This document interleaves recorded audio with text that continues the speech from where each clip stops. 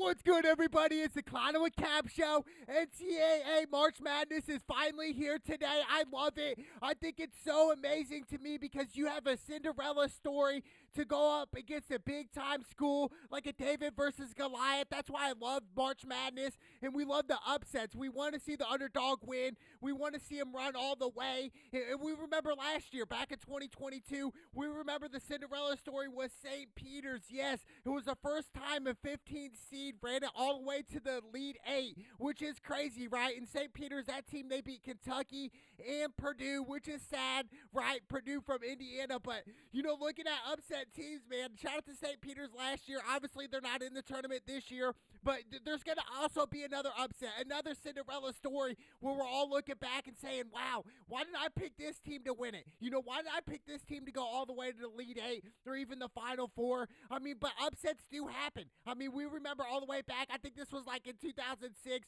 where George Mason ran it all the way to the Final Four. They were a small school team. That's why I love March Madness, is because we don't see a lot of these teams play on the regular, like the big-time Dukes, North Carolinas, Kansas, UCLA's. We get to see them all the time on TV, but it's the small schools that we never really heard of before, like Northern Kentucky, someone just a small school, Louisiana, UNC, Asheville, just so many smaller schools that are in the tournament this year where it's like, I never seen these guys play. I don't know how many seniors they have on the team. I don't know their coaches. I don't know what offense they run, stuff like that, so it's tough. And I think this year is my first year where I really don't know a winner.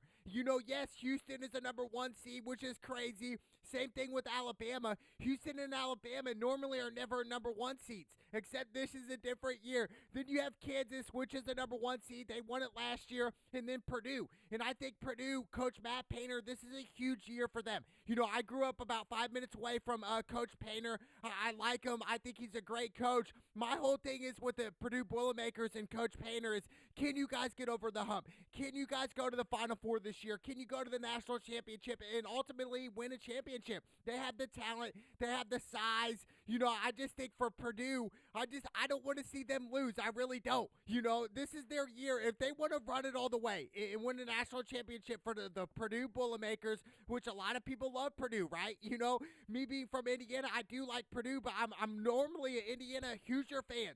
But I'm rooting for Purdue. I want to see them run deep, but Purdue, it's not going to be a cakewalk. It's not. If they want to run deep, they're going to have to beat Duke to make it to the Final Four, which is another tough game as well. But they have the talent. They really do. But shout out to my Indiana Hoosiers. They're number 4 seed. They are playing Kent State. And what's crazy is a lot of people right now have Indiana on upset alert. And I'm thinking, really? IU on upset alert against Kent State, which, yes, they are the MAC champions, which, honestly, looking at Kent State's schedule this year, it has been pretty tough. They played some good teams this year. I will give them that. But overall, Indiana, there's no excuse to lose to Kent State this year. Absolutely no excuse. Indiana this year, led by Tracy Jackson Davis, an Indiana boy. I think, he's their heart and soul of this team, right? Everything goes through him, offense, defense. And I think for IU, they got to have their role players step up and hit big shots. That's what they have to do. If IU wants to run any type of way and run deep in this tournament, their role players are going to have, that type of feel where it's like, hey, you're going to have to take off. You're going to have to, make difficult shots where you're normally not used to making. You're going to have to hit these type of things. You just have to. But I think for IU, they do. They have the talent, absolutely. Jalen Hood, he's nice. Their point guard, I think, he's got to get back in the groove. He had a great game against Purdue about a month ago, but ever since then, he hasn't been playing as nice. Those type of players, they're going to have to step up. The star players for IU is going to have to play well. They really are. Race Thompson, he's going to have to play well. He's been inconsistent throughout this year, but I'm looking at IU right now. They do. They have a squad. They really do. And I think for IU, obviously I'm rooting for IU. They should beat Kent State, dude. Like I said, no excuses here. But a 13 versus a 4 seed, typically sometimes the 13 seed does win. We've seen that. I think the seedings this year in this tournament in 2023, it's kind of irrelevant, dude. It's like who's in your bracket, who's in your region right now. What type of teams are in your region? And I'm looking at Purdue saying, oh, crap, they have Duke in their region. Like, they got Duke. That's not a cakewalk. Like IU, they have Houston. Which Houston is a great team, but Houston's normally never a number one team. And yes, they have Texas A&M, Xavier, but I think for IU to be in that Midwest region is a blessing in disguise, dude. Like, we don't have Duke, we don't have Kansas, like, we don't have these big type of schools that we're gonna go up against. So for IU, man, hey, you lucked out on that. To whereas the East, which is the Purdue region, they got some teams. Tennessee, they got Kentucky, Kansas State's no cakewalk, Michigan State and USC, and Marquette and number 2 seed. Also Duke, like I said before. Like, this is crazy. They got Missouri as well, but I cannot wait. Missouri's up in the South region, but I think it's going to be an amazing tournament this year for NCAA March Madness.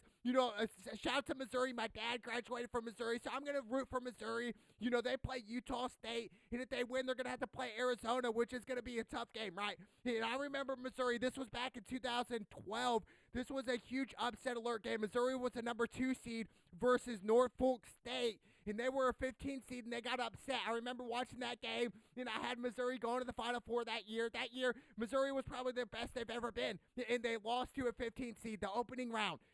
So like the 2 versus 15 seed, it's common to see upsets. And we go back to 2013. This was probably the best upset team I've seen play. Florida Gulf Coast. They beat Georgetown. They ran it deep. They beat them by 10 points. But I remember that Florida Gulf Coast team, and I was like, dude, these guys can play. They're throwing alley-oops. They're playing like they're playing at the park. They're just having fun, dude, and they're winning, and they were a 15 seed then. Back in 2013, that was crazy. That year, I'll never forget Florida Gulf Coast. That team was amazing. I love that team. Then we go back to 2016. Middle Tennessee State beats Michigan State 90-81. Another 15 versus 2 seed. It happens. It really does. And then we go back last year, like I said, St. Peter's, the only 15 seed to reach the Elite 8. So it's possible for a 15 seed to run it deep. We've seen it. But I love March Madness because it's one of the times where, you can have a superstar power team have a bad game, and you're playing against a nobody's ever heard of, and they're having the game of their life. They're hitting all their threes. They're hitting all their free throws. They're taking the charges. They're moving great on defense. Just everything's clicking for them, right? So that's March Madness. All it is one game, and that's it for you. Your season can be over, so it doesn't matter what seed you are. Even a number 1 seed. Obviously, the biggest upset of all time was definitely a 16th seed beating a number 1 seed. It was actually Virginia back in 2018.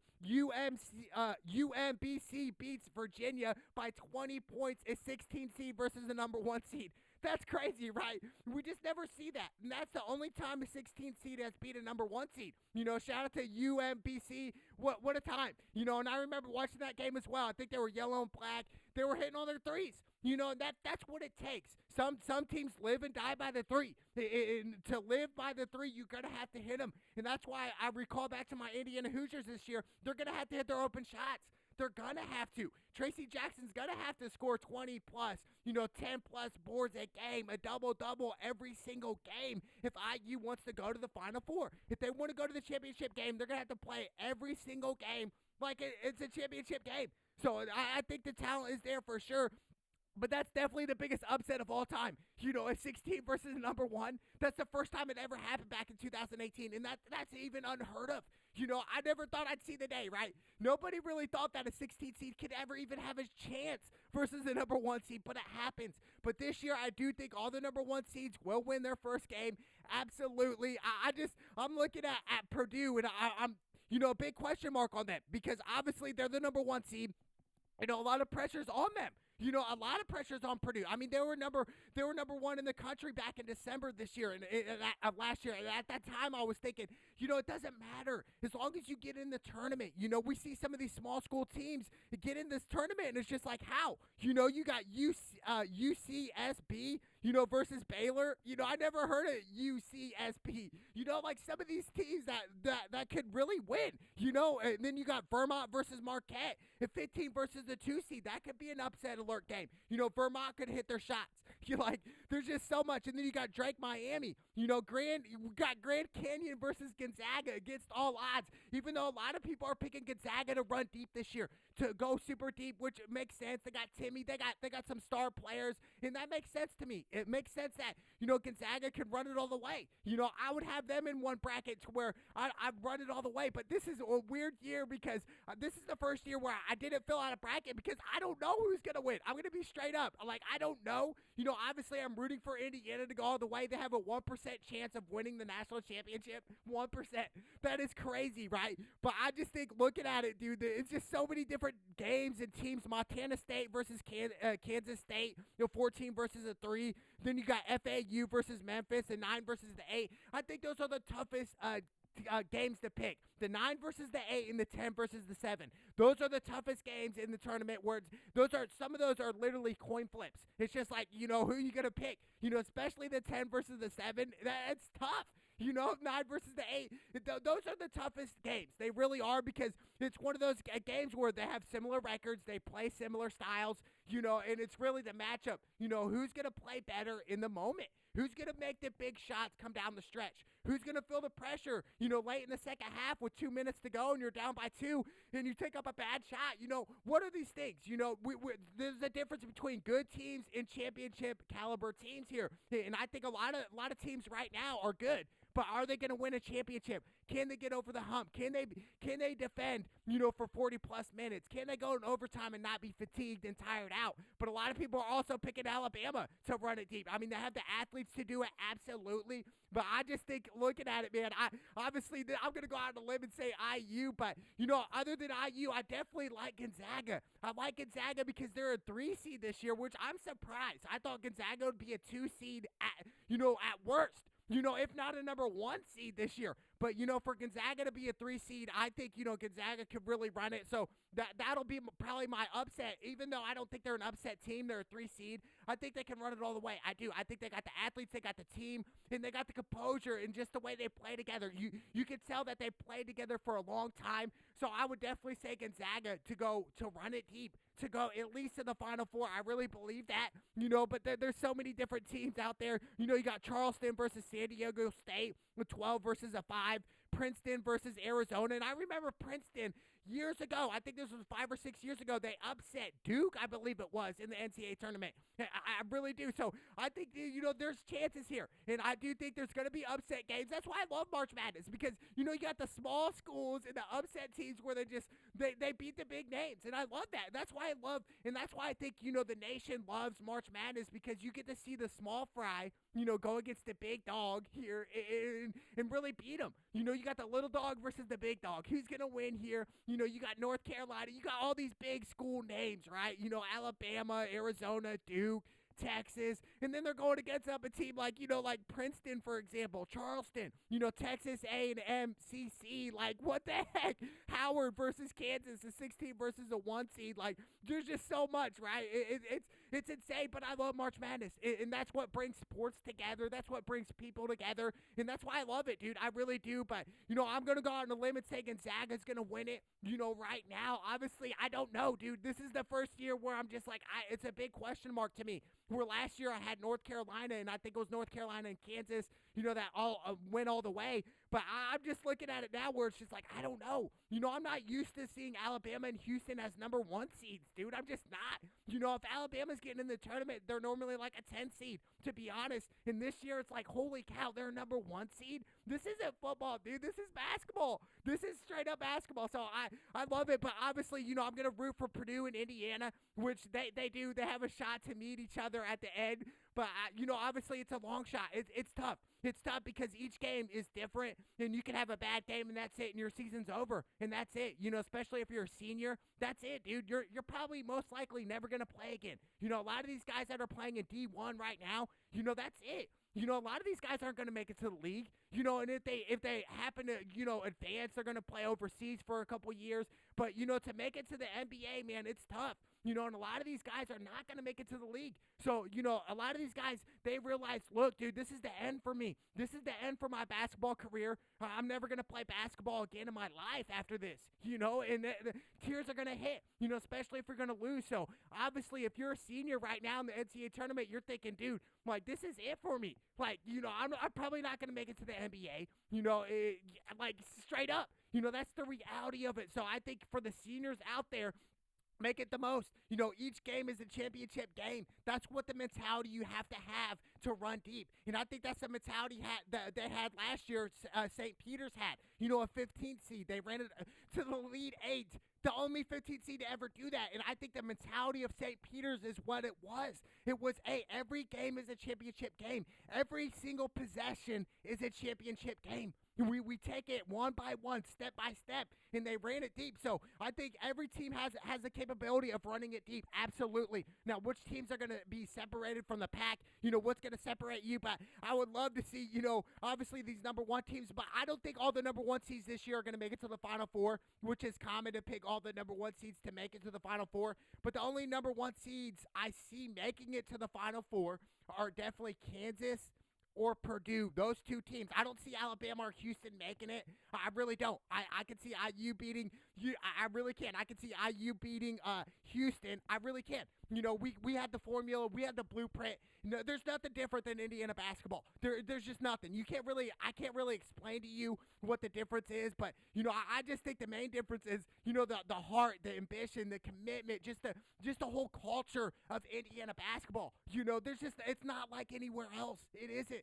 On the West Coast, the East Coast, it's just not the same, dude. Indiana basketball is different, and that's why I think it's going to separate us from the pack. So I got IU coming out of that. And then, obviously, I'm rooting for Purdue, but I do think Duke could also upset Purdue. It's either going to be Duke or Purdue out of that region as well. So it's going to be interesting, right? But I think, the South region is tough as well. I mean, you have Alabama, West Virginia, Maryland. Maryland's a team where they can go on a run here. They beat IU this year. I've seen Maryland play. They have their streaks as well, and they can really run it deep. But, Arizona's a number 2 seed.